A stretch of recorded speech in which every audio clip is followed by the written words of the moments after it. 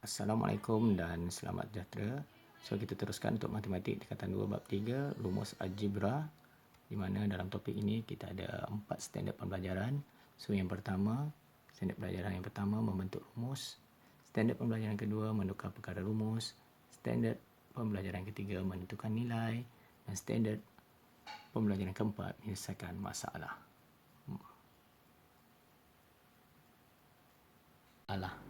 Okay, kesemua topik ini berada dalam buku teks daripada muka surat 44 sehingga muka surat 50. Okay, rumus algebra. Apa itu rumus algebra?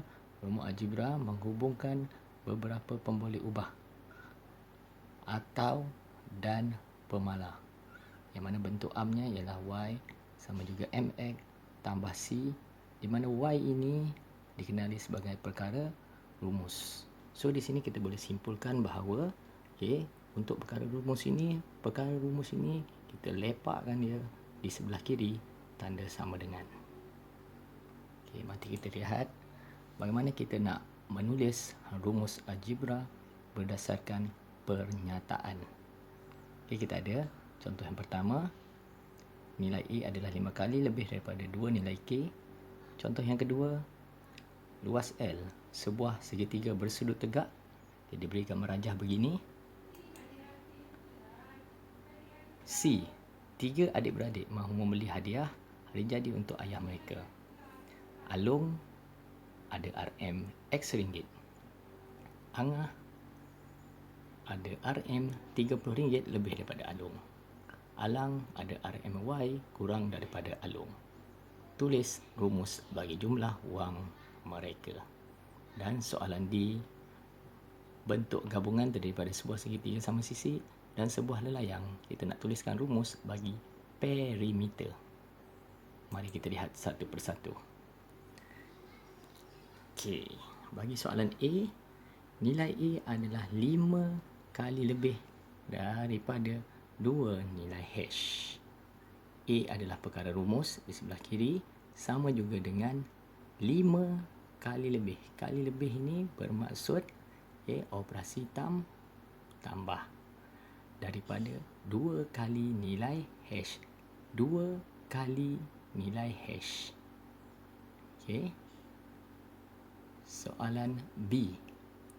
Sebuah segitiga bersudut tegak. Luasnya, formula bagi luas ialah L sama juga setengah darab tapak darab tinggi. So, setengah darab tapak dia A dan tingginya ialah B. Soalan C. Bagaimana kita nak bentukkan rumus? J, jumlah wang. Sama juga dengan Alung ada X. Angah, X lebih dari RM30 lebih daripada Alung. X tambah dengan Alang.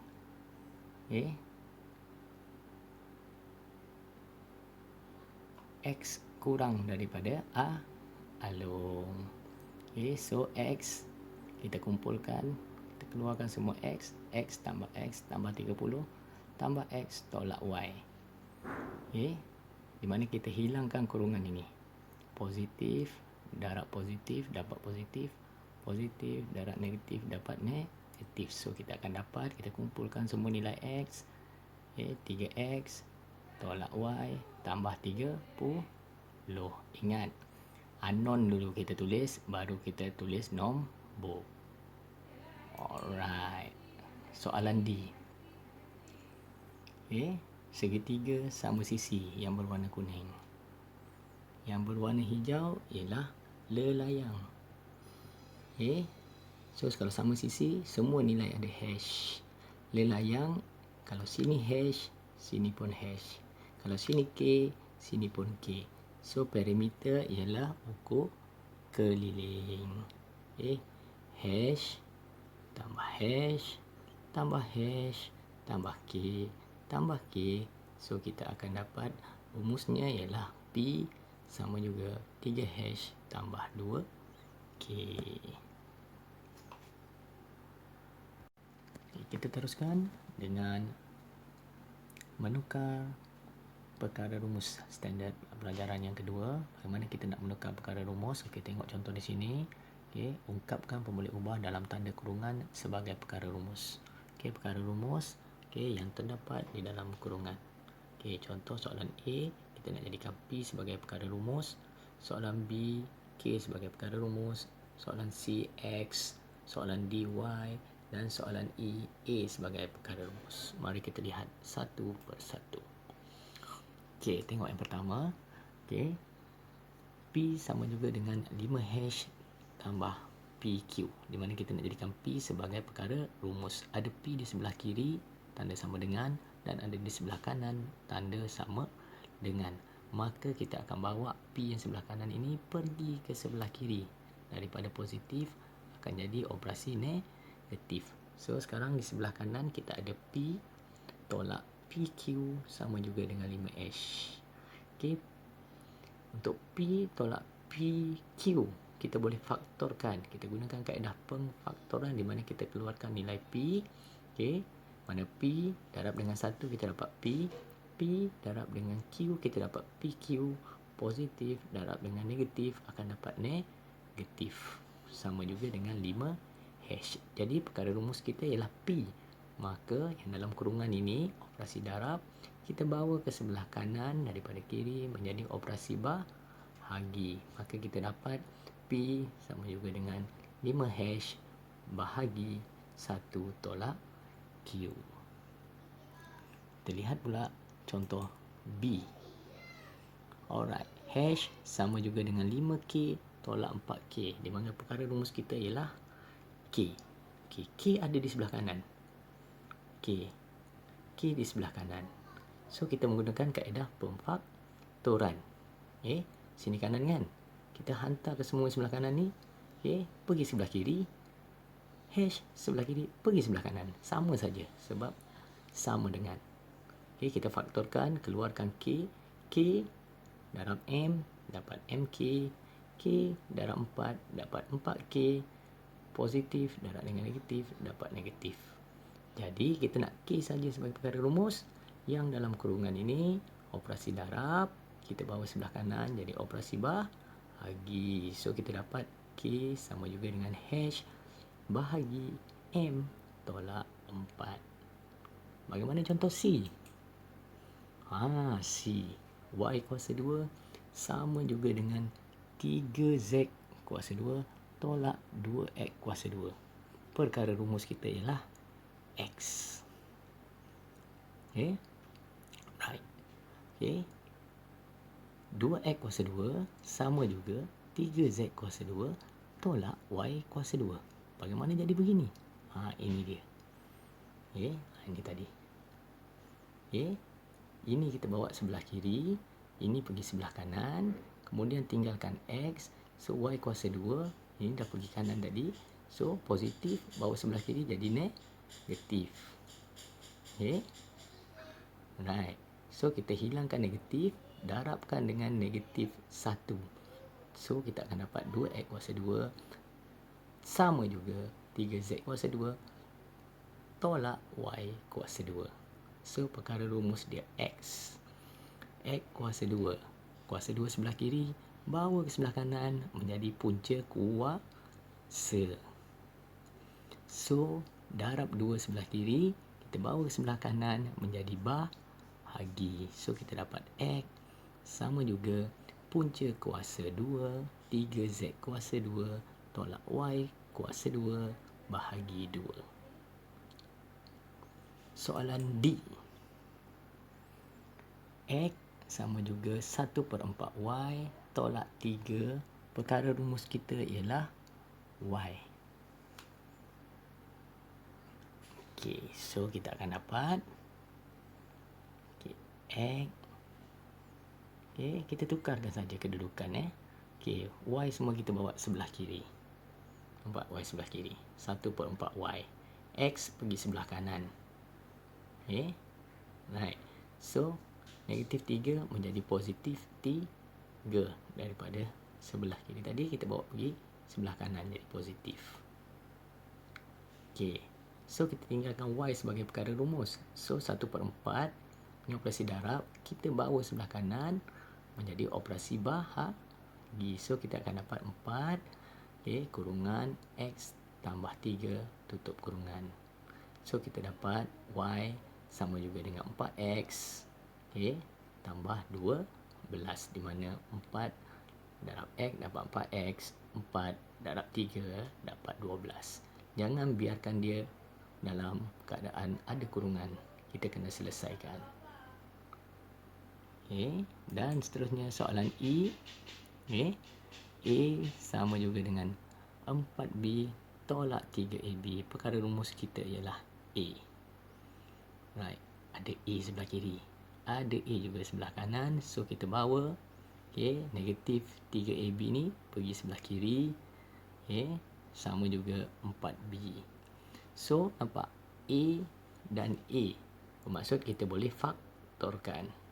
A darab 1 dapat A darab 3B dapat 3AB.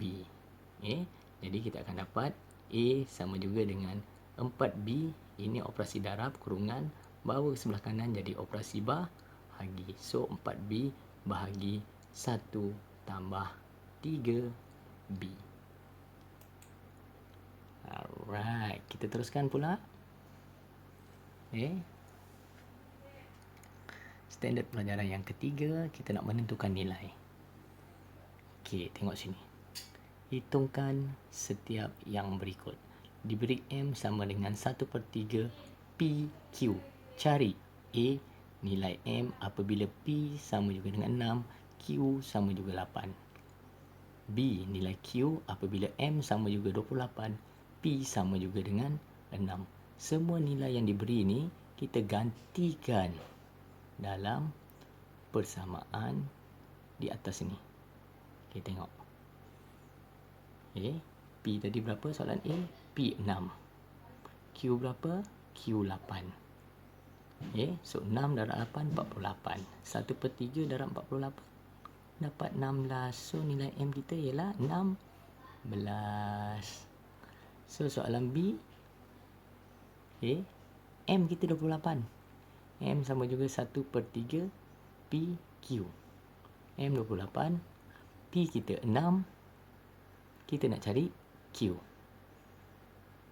1/3 darab 6Q, kita dapat 2Q. So 2Q sama juga 28. Q 28 bagi 2 dapat 14. Ini dia bagaimana kita nak menghitung setiap nilai apabila diberi. Tengok contoh yang kedua. Diberi K sama juga dengan 5M tambah 4N. Soalan A, nilai K, cari nilai K apabila M sama dengan 7, N sama dengan 3. Soalan B, cari nilai N apabila K sama juga 80, M sama juga 12. Tengok soalan A. Ni lebih nyata. K sama juga 5M tambah 4N. M kita ialah 7. N kita ialah 3. So 5 darab 7, 35. 4 darab 3, 12. 35 campur 12. Nilai K kita ialah 47. Soalan B. Kita gantikan K dengan 80. Sama juga dengan 5M tambah dengan 4N. M kita tahu 12. So kita nak cari nilai N. So 4N 80. 5 darab 12, 60. So 8 tolak 60, kita dapat nilai N kita ialah 5. Right. Dan standard pelajaran yang keempat, bagaimana kita nak menyelesaikan masalah. Cuba tengok contoh masalah ni. Di sebuah pusat tuition, yuran pentadbiran ialah RM30 seorang. Yuran tuition ialah RM45 setiap subjek untuk subjek bahasa dan RM40 untuk subjek yang lain. Soalan A, ungkapkan jumlah bayaran J, seorang murid yang mendaftar untuk M subjek bahasa dan N subjek yang lain. Soalan B, Fatimah mendaftar 3 subjek bahasa dan 2 subjek lain. Berapakah bayaran yang perlu dibayar? Dan soalan C, Melin membayar 280 semasa mendaftar 2 subjek bahasa dan P subjek yang lain. Cari nilai P. Kesemua-semua ni kita dah belajar sebelum ini. Okey, mari kita cuba lihat cara penyelesaiannya. Okey, soalan A. Ungkapkan jumlah bayaran J seorang murid yang berdaftar untuk M subjek bahasa dan N subjek lain. Okey, alright, kita buat rumus. J sama juga dengan yuran pentadbiran RM30. 45 setiap subjek bahasa, 45M, dan 40 untuk subjek lain. Okay, ini M ni subjek bahasa, N ini subjek lain. So dah selesai kita punya rumus, okay, yang kita nak buat. Okay, soalan B. Okay, Fatimah mendaftar 3 subjek bahasa dan 2 subjek lain. Sama. J sama juga 30. 45M tambah 45N. M berapa? M kita 3. So 45 darab 3. N berapa? N kita ialah 2 subjek lain. So 30 tambah 153 tambah 80. So kita dapat jumlah bayaran ialah 245. Dan soalan C, Melin membayar 280 semasa mendaftar 2 subjek bahasa dan P subjek lain. Kita nak cari nilai P. Okay, alright, sama saja. Okay, kita nak cari nilai P, 40P.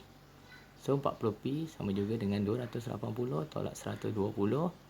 Okay, so kita nak cari nilai P, 160 kita bagi 40. So P kita ialah 4. Alright, kita dah selesai. Terima kasih. Okay, nanti kita lihat lagi yang seterusnya. Ulang-ulang untuk lebih faham dan maju jaya. Sekian, terima kasih. Thank you. Toche Nandri.